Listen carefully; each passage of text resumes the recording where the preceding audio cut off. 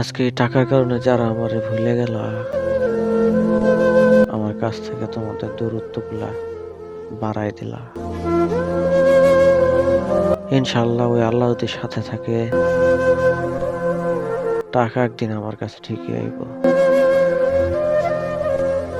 তোমরা যখন আইতে চাইবা তখন অনেক দেরি হয়ে যাইব গা। কারণ কি জানো, ওই আকাশের দিকে তাকাইয়া যে তারাগুলা দেখো,